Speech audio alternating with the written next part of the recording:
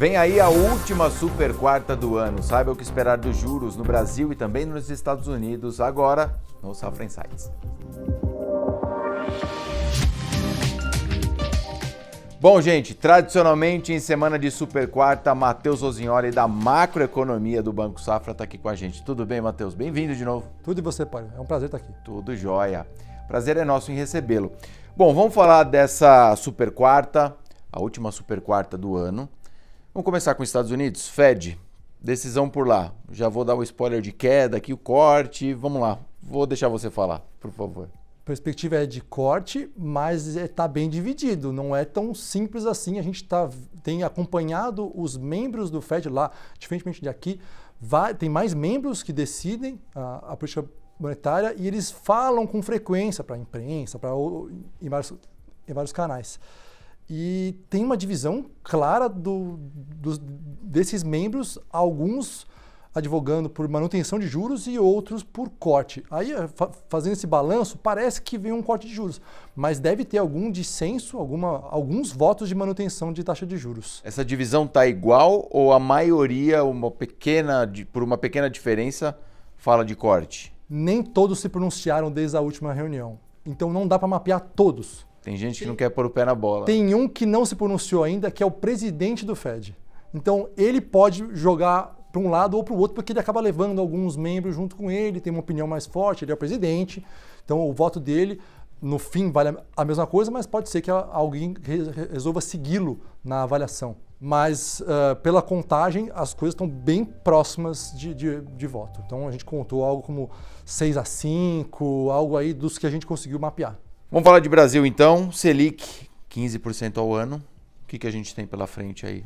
Aqui a gente deve ter manutenção da taxa de juros, houve evolução do cenário compatível com o que o Copom tem dito que esperava.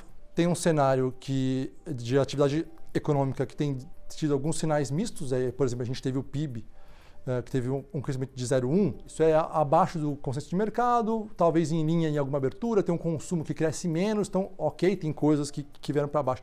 Mas também teve uma revisão da série histórica, isso pode influenciar o quanto o Banco Central vê de ociosidade da economia, a gente chama isso de hiato. A taxa de desemprego continua baixa, mas a inflação está cedendo. Então tem sinais para um lado e para o outro, talvez o Banco Central tenha uma postura mais cautelosa e mantém os juros. E o mais importante, além de não só manter os juros, porque isso é meio consensual, é o que ele vai sinalizar para frente.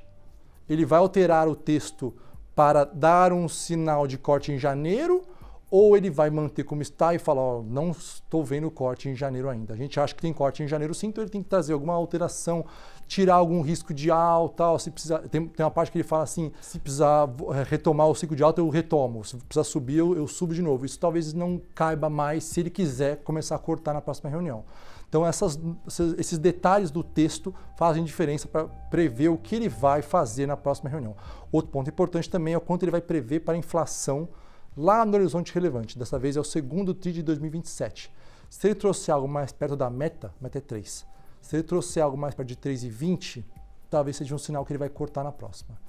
Trouxer 3,30, 3,40, vai ficar um pouco mais difícil. Aí joga para março ou até abril.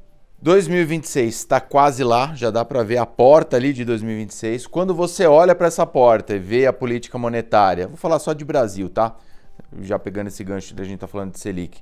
O que a gente projeta? O que a macroeconomia do Safra diz quando olha para o ano de 26? Você já falou, claro, dessa possibilidade de corte já no começo do ano, mas vamos olhar um pouquinho mais para frente. O que você consegue dizer para a gente? Acho que o corte vai ocorrer cedo ou tarde. Isso está bem encaminhado. A gente vê cortes sucessivos. Na hora que você começar o ciclo, você continua cortando. Não faz muito sentido você iniciar algo e se o cenário evoluir de forma favorável, ou como o Banco Central espera, ele reverter. Não faz sentido. Se ele construiu um ciclo de corte, ele vai seguir nesse ciclo. Então, deve ter cortes sucessivos. Na nossa projeção, começando em janeiro, encerra o ano em 11,5%. Então, tem bastante corte para dar ao longo do ano.